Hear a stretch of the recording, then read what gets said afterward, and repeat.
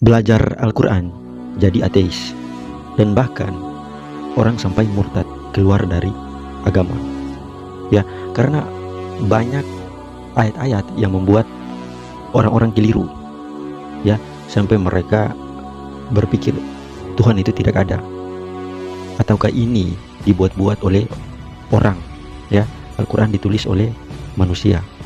Mungkin semua orang berpikir bahwa kenapa ketika orang membaca Al-Quran, bahkan dia sudah 30 juz, dia itu anak pesantren, anak yang beragama Islam, kenapa keluar dari Islam, kenapa murtad, kenapa jadi ateis, kenapa, ya.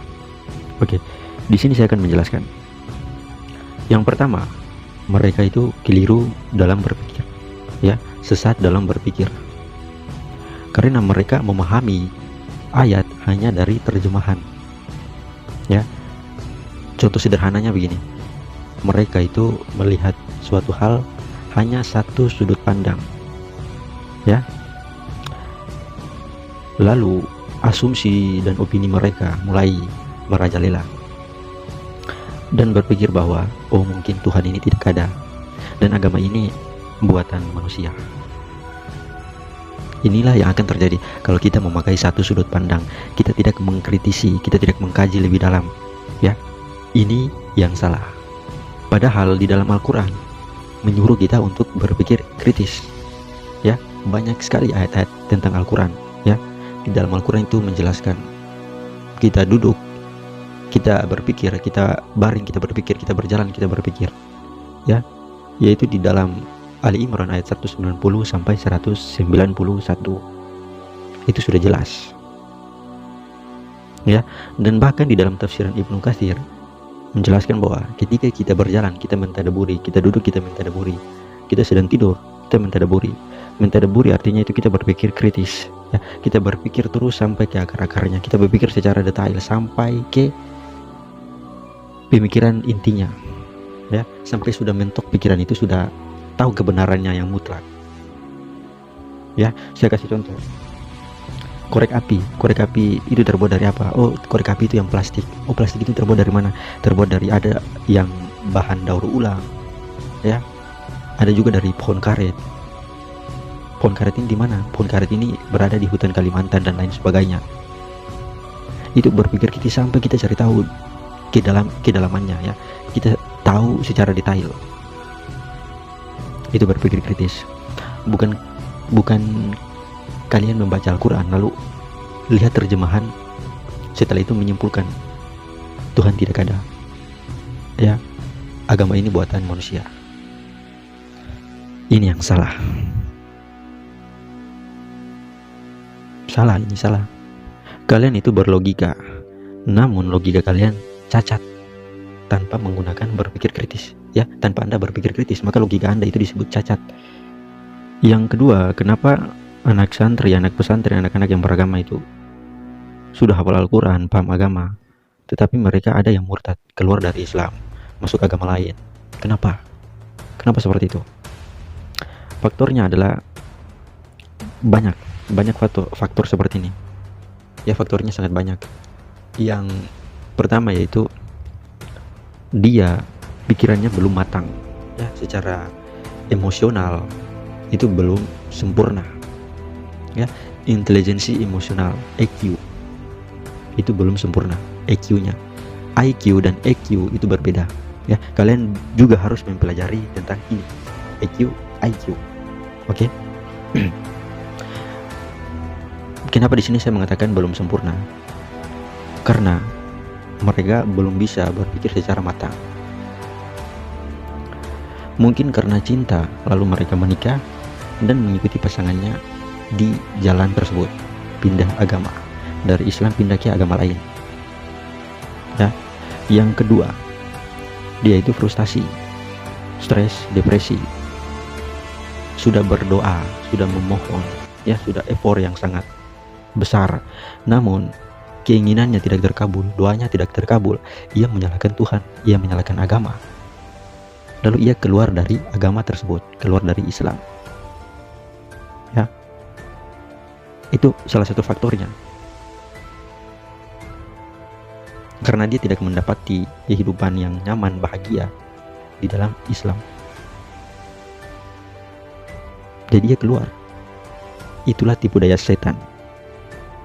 Ketika Anda mampu dikuasai oleh setan atau iblis, maka Anda kalah. Ya, bisikan-bisikan dia itu sangat tajam. Baik tapi tajam. Halus tapi menusuk. Jadi kita harus mempertajam logika, mempertajam pikiran kita supaya tidak sesat dalam berpikir. Ya. Kita harus mempelajari hal-hal ini, ya, supaya tidak sesat dalam berpikir, dalam melakukan hal apapun. Kita tidak keliru, ya. Bahkan di dalam Al-Quran Allah menjelaskan kata akal itu sebanyak 49 kali, ya. 49 kali kata akal di dalam Al-Quran. Kata berpikir itu 18 kali. Jadi Islam mengajarkan kita untuk berakal dan berpikir. Kalau kalian Islam namun tidak berakal dan tidak berpikir, hidup kalian mau gimana? Ya, tujuan hidup kalian mau gimana? Hidup kalian untuk makan dan minum saja, untuk tidur, untuk bekerja dan lain sebagainya. Apakah itu kehidupan? Ya, itu bagian dari bumbu-bumbu kehidupan. Tujuan kalian apa? Makanya kalian jangan terlalu bodreks, ya. Faktor yang lain, ia keluar dari Islam, yaitu adanya misionaris dari Kristen. Kebanyakan orang tidak paham hal-hal seperti ini. Misionaris itu tugasnya masuk ke dalam Islam, ya. Misionaris Kristen masuk ke dalam Islam, pura-pura masuk Islam, seakan-akan dia itu Islam. Ia mempelajari Islam, setelah beberapa tahun ia akan menghancurkan Islam tersebut dari dalam. Disitulah banyak orang-orang murtad. Apalagi misionarisnya cerdas, ia memanipulasi orang-orang Islam yang bodoh, ya, yang gampang dibodohi, yang gampang dimanipulasi, lalu mereka keluar dari Islam. Ini juga salah satu faktor, ya. Jadi yang pertama adalah tidak mengkritisi Al-Quran. Oke.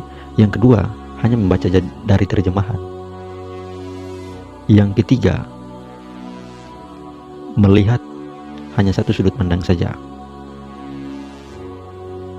Yang keempat, faktor ia mengikuti pasangan lalu jadi murtad. Yang kelima, frustasi, stres dan depresi.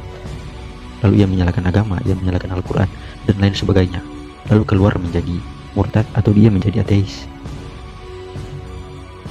Itu faktor-faktornya. Dan yang terakhir, rayuan misionaris Kristen agar orang-orang Islam terpecah belah, bahkan saling memfitnah, diadu domba. Ini tugasnya misionaris. Asal kalian tahu ya, saya menyelidiki ini sudah lama. Mereka tidak mampu di dunia nyata, mereka akan masuk ke barisan-barisan sosial media, grup-grup yang mengatasnamakan bahwa itu Islam, ya.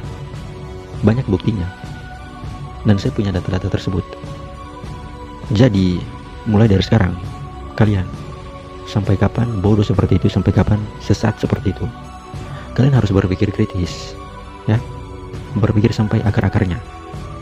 Itu perintah Al-Quran, ya. Berpikir secara kritis. Perintah Islam, perintah Al-Quran, ya. Mungkin sampai di sini pembahasan kita. Kalau ada kritikan, tambahan dan saran, silakan tulis di kolom komentar. Sampai jumpa lagi dengan saya, Izal Samsudin. Salam kritis.